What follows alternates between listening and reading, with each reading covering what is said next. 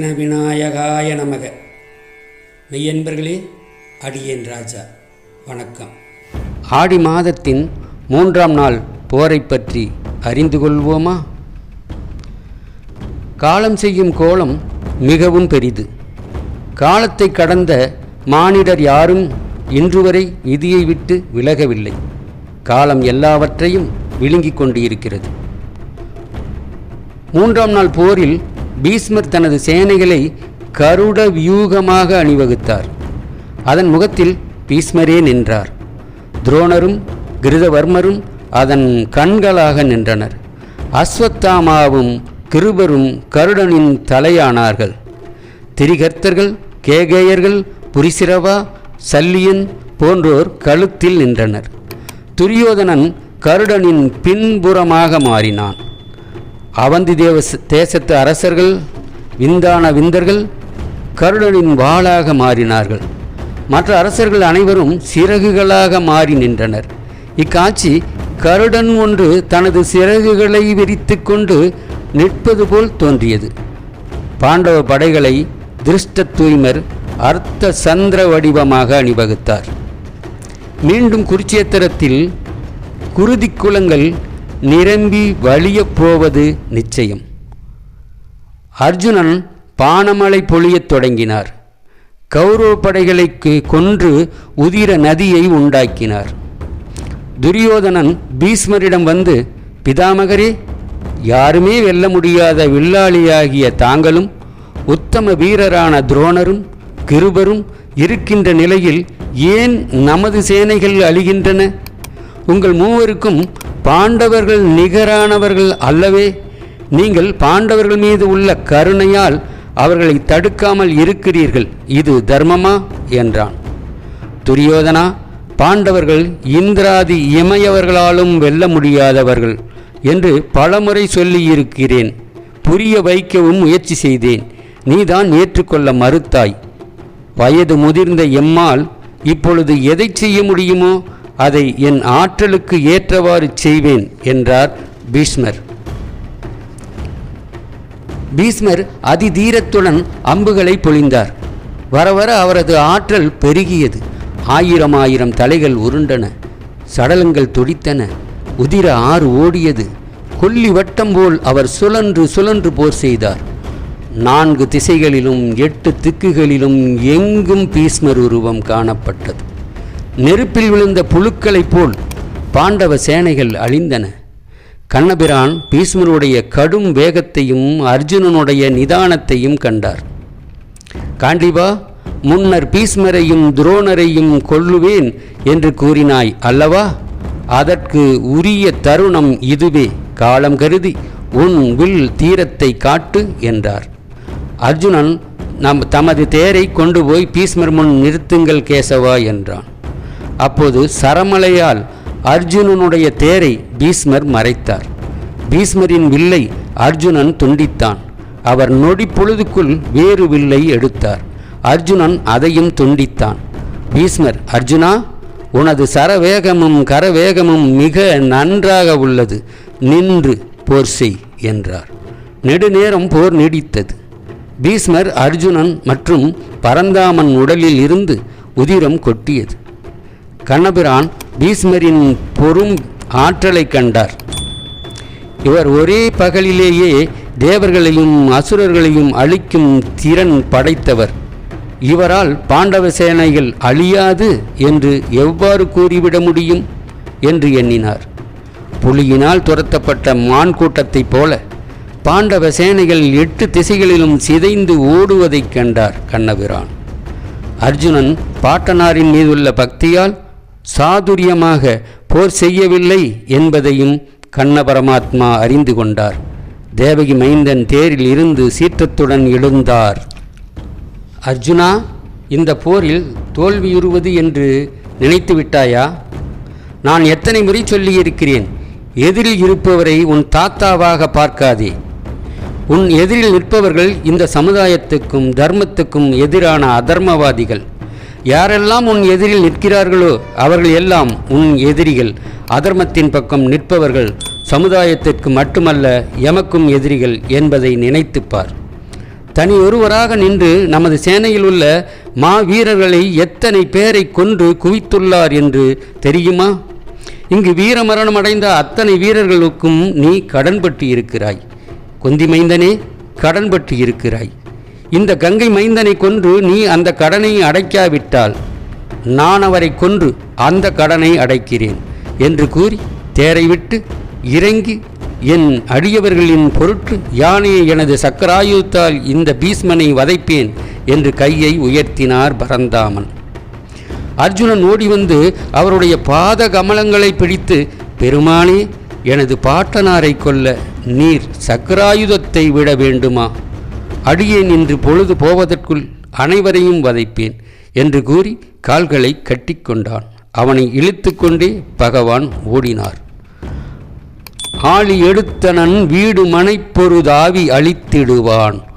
ஊழி முகக்கணல் போலிலும் அப்பொழுதோடி அர்ஜுனனும் தாளி தனக்கு முன் வீடு கொடுத்தருள் தாளினை எய்ப்பிடிய வாளியுனக்கிவனோ எதிர் வித்தகா மாயா என தொழுதான்.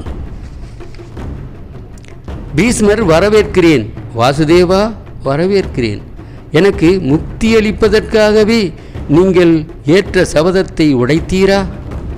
கிரிதரா, இதோ எனது பானங்களையும் வில்லையும் ஆயுதங்களையும் கீழே வைத்து விட்டேன் என்று கூறி கரங்களை குவித்தபடியே மேலும் கூறுகிறார். கோவிந்தா, தாமாகவே முன்வந்து எனது ஆன்மாவை நீக்கி பூ உலகிலும் எமக்கு நட்பெயரை அளிப்பீராக என்று கங்கை மைந்தன் கூப்பினார். கண்ணபிரான் விரலில் ஊழிக்கால சூரியன் போல் சுதர்சன சக்கரம் சுழலத் தொடங்கியது. தன் மீது அளவற்ற ஒளியுடன் சீறி வருகின்ற பரந்தாமனை பார்த்து வணங்கியபடியே பீஷ்மர் இன்னும் கூறுகிறார். மாதவரே, கேசவரே, கருணைக்கடலே, வானவர் போற்றும் ஞான நாயகனே, நான் என்ன இரண்யனா, ராவணனா? என்னை கொல்ல நீ சக்கராயுதம் எடுத்தீரே. நான் உனது அடியவன் அல்லவா? அடியேன் நரகிடை நணுகா வண்ணம் என் மீது இதனை ஏவி காத்தருளுக. எம்பெருமானே, நான் முற்பிறப்பில் செய்த தவத்தால் இப்படி நீர் என் மீது சக்கராயுதத்தை விட நினைத்தீரா? என் தவம் பலித்தது என்று துதி செய்து நாக்குளறி கண்ணீர் மல்க ஒருமைப்பட்ட சிந்தையுடன் நின்றார். ஆரணா, கற்பிதா, மாதவா, அச்சுதா, ஆளியடை துயிலும் நாரணா, சிற்குணரூபா, மலர்கொடி காதல் மனத்துறையும் நாரணா, அற்புத வானவருக்கொரு நாயகா, நிற்பணியும் வாரணா, முத்தி விசால தளத்திடை வாழ்வுற வைத்தவனே, ஆவி அளித்தனை தூணில் இருத்திடல் ஆடகனை தலைநாள் மாவலியை சிறு மானுருவத்துடன் வாசிறை வைத்தனையால் ஏவில் அரக்கனை வில அடர்த்தனை யானோ இலக்கெனவோ நீ வழியில் சினமூல மனத்தொடு நேமி எடுத்ததுவோ யான் அழகிற்புகுதாமல் எனக் குயர் வானுலகை தருவான் நீ நினைவுற்றது போன பிறப்பில் என் நீடுதவ பயனு யானும் இனி பிறவாமல் இழித்தருள் ஈசாவென பரவ ஞான மனத்தொடு நாக்குளர பல நாடியுரைத்தனனே. பீஷ்மருடைய துதியை கேட்டு அர்ஜுனனுடைய வேண்டுகைகளை கேட்டும் பகவான் சக்கராயுதத்தை அனுப்பிவிட்டு தேரில் முன்போல் ஏறினார். பீஷ்மருடைய அதிவேகத்தை தணிக்கவும் அர்ஜுனனுக்கு வேகத்தை உண்டாக்கவும் கண்ணபிரான் செய்த திருவிளையாடல் இதுவாகும். பீஷ்மர் தனுசை ஏந்தி நாணை வளைத்தார். அர்ஜுனன் தேரில் ஏறி, ஏ சூரிய பகவானே, இன்றைய பொழுதை இன்னும் சற்று நீளச் செய்தாயானால் இந்த போரை இன்றே முடித்து விடுகிறேன் என்றான். இந்த யுத்தம் மனித சமுதாயத்துக்காக நடக்கிறது பார்த்தா. மனித சமுதாயத்தின் நன்மைக்காக நடக்கும் யுத்தத்தில் இயற்கை விதிகளை நீ மீற நினைக்காதே. நீ சற்று முன் என்ன கூறினாய் என்று நினைத்துப்பார் என்றார் பரந்தாமன்.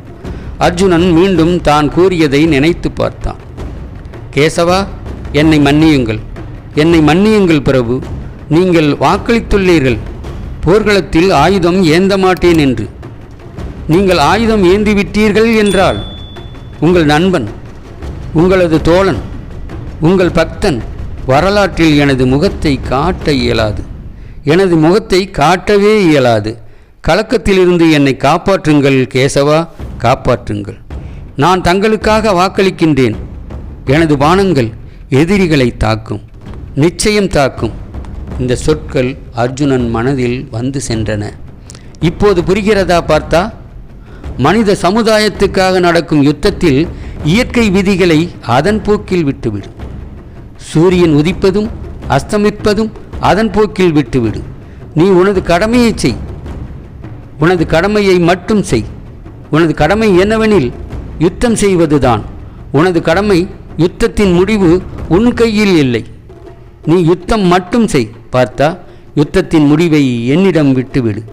சூரியன் இருந்தால் என்ன, இல்லாவிட்டால் என்ன, நீ யுத்தம் செய் என்றார் பரந்தாமன். உத்தரவு கேசவா என்று அர்ஜுனன் நாணை ஏற்றினான்.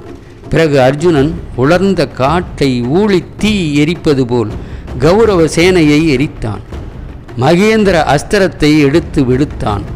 அந்த தெய்வீக பானத்தால் அச்சேனைகள் பஞ்சு பொதி போல் பற்றி எரிந்து கருகின. ஒருவராவது தனஞ்சயன் முன் வரும் வலிமை பெறவில்லை. பகவான் பஞ்ச சைன்யத்தை முழங்கினார். பொழுது போயிற்று. அன்று மட்டும் தனஞ்சயன் 16,000 தேர் வீரர்களையும் 700 யானைகளையும் கொன்று குவித்தான். 3ஆம் நாள் போர் முடிவுற்றது. இந்த போரின் முடிவு நமக்கு என்ன கூறுகிறது? விதியை வென்றவர் யாரும் இல்லை. எல்லாம் விதிப்படிதான் நடக்கும். பெரும் பொருளுடையவன் இளமையிலேயே மரிக்கிறான். ஏழை நெடுங்காலம் உயிருடன் இருக்கின்றான். பெரும் தனவந்தனுக்கு பசி எடுப்பதில்லை.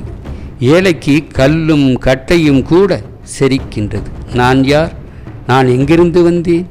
எதற்காக வந்தேன்? எங்கே போக வேண்டும்? எங்கே போய்கொண்டிருக்கிறேன் என்று ஆராய்கிறவன் அறிஞன். மருத்துவம் படித்து பிறருடைய நோய்களை தீர்க்கும் மருத்துவன் தானே நோயால் துன்புறுகின்றான். பிறந்தவர் இறந்தே தீர வேண்டும். உன் தந்தை எங்கே? உன் தந்தைக்கு தந்தை எங்கே? இல்லைதானே. போரின் மரணம் ஜனனத்தின் தொடரும். ஒளிப்பதிவாளர் மகுடேஸ்வரருடன் உங்கள் ராஜா. வணக்கம்.